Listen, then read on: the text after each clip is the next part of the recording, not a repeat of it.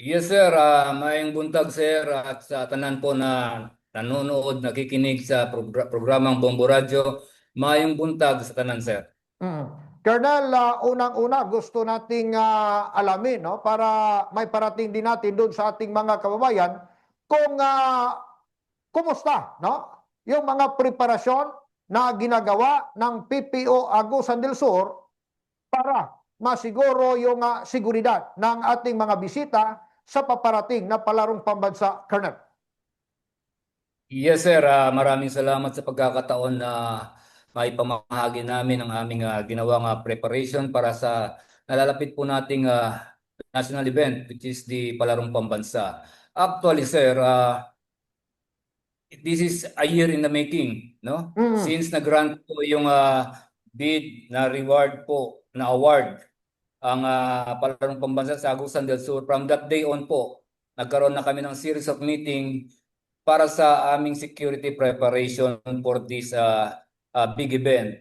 So, kahapon lang po, nagkaroon na po ng send-off ceremony ang ating multi-agency uh, cluster para sa security and preparation ng ating upcoming Palarong Pambansa. So, the event will start tomorrow. The ADS-PPO, sir, is prepared to render the security for our athletes, sir. Mm. Mayroon pa ba kayong nakikita, Colonel, na mga kakulangan na dapat pangapunan na para masiguro, no, na safe talaga yung ating mga kababayan at magiging maayos ang takbo ng naturang palaro?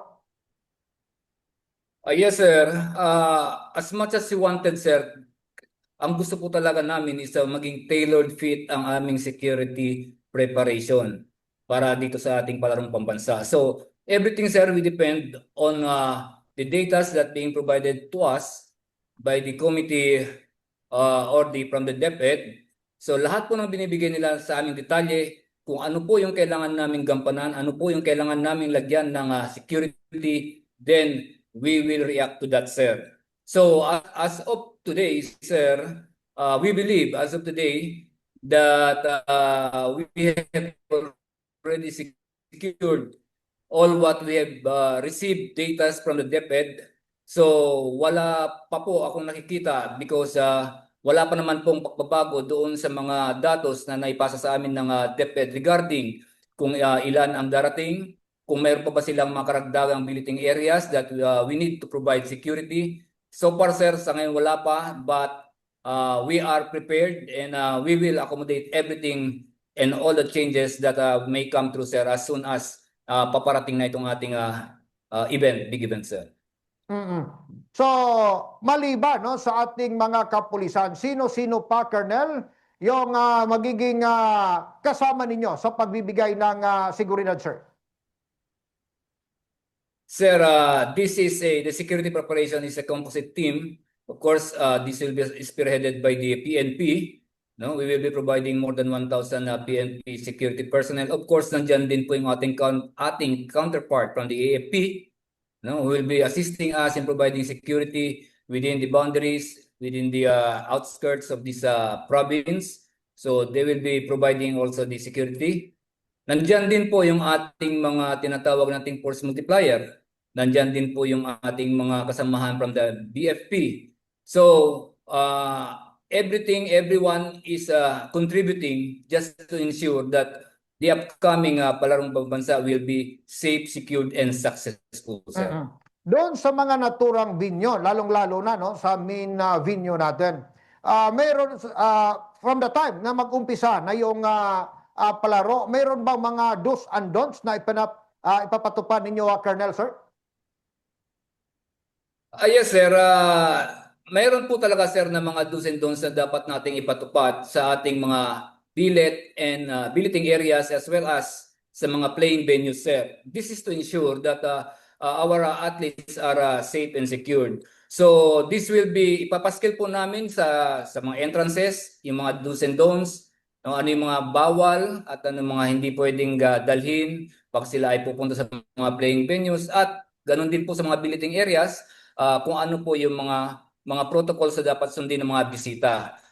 This is to ensure, hindi naman po tayo naghihigpit but that much, but what we want is our athletes to be maging komportable man lang din sila Mhm. while they are here in Agusan del Sur, sir. I see.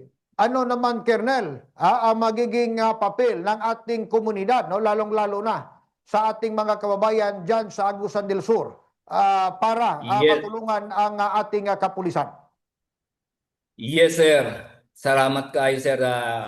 Actually, sir, we have been encouraging community, no? Dahil palagi po nating pinapaalala sa kanila that we are the host, we will be receiving visitors.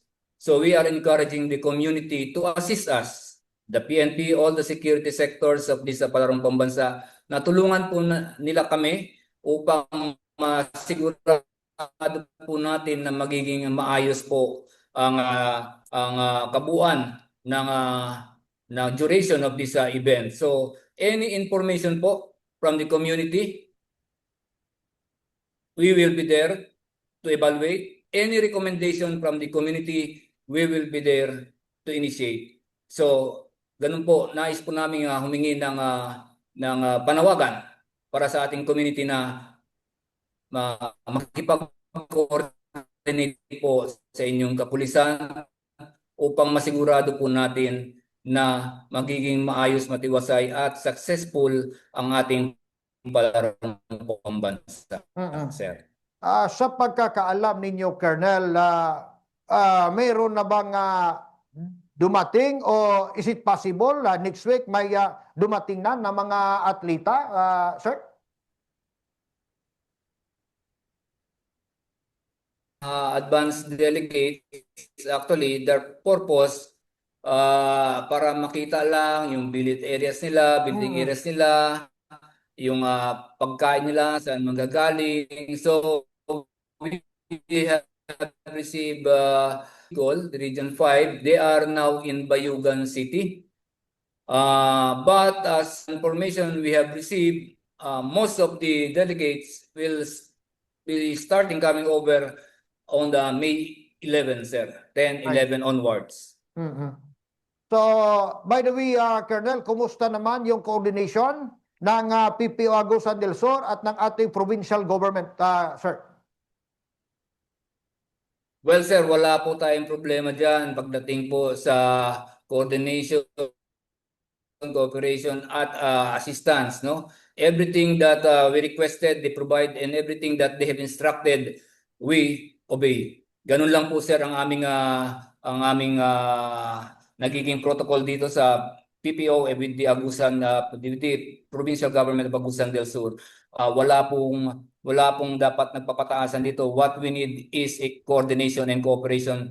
Hindi lang po yan from the PIGAS or from the PPO, but throughout po ng mga multi-agency na involved po sa preparation nitong Palarong Pambansa. So we have a very healthy coordination, sir. I see. So lastly, Colonel, ano pa ba yung mga karagdagang panawagan ninyo, mensahe para doon sa ating mga kababayan na nakikinig at nanonood sa atin ngayon? Maraming salamat po, sir, sa pagkakataon. Ako po ay nanawagan, lalong-lalo na po sa community dito sa Agusan del Sur at ganun na rin po sa mga karatig na probinsya because involved din po ang ating mga ibang probinsya dito dahil most of the delegates will be coming in through their provinces. Example po dito sa Agusan del Norte, di ba? Dadaan po yan sila dito sa area nila. Those are coming from Cagayan de Oro and other regions, dadaan sa probinsya nila. Of course, dito rin po sa may Surigao del Norte, may pier po tayo dyan. Dito rin po coming from the Davao area. So, hindi lang po sa within Agusan del Sur community po ako nananawagan, kundi sa lahat na rin po ng karatig na probinsya that to assist us in providing security, in assisting us in ensuring the safety of our delegates coming in to Agusan del Sur.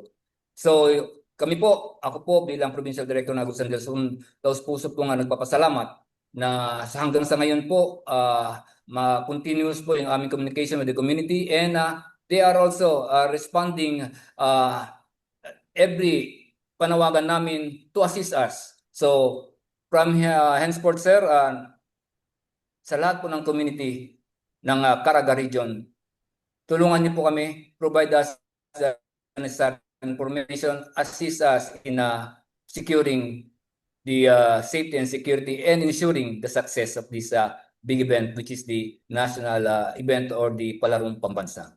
Sir. So with that note, maraming salamat, Police Colonel Yaya Bustamante Yusuf sir, sa pagpapaunlak niyo sa amin na kayo aming makasama at makapanayam ngayong umaga dito sa Bumbu Radio. Maraming salamat din po, sir. Ang atog Provincial Director, mga igsoon sa PPO Agusan del Sur, si Police Colonel Yaya Bustamante Yusuf, no? So preparado na. Wa nay angay matupa kabalakan kay apil na po, no? Ang uban pa nga mga departamentong ahensya doon ay hugot, no, nga koordinasyon, mga pinalanggang tigpaminawa.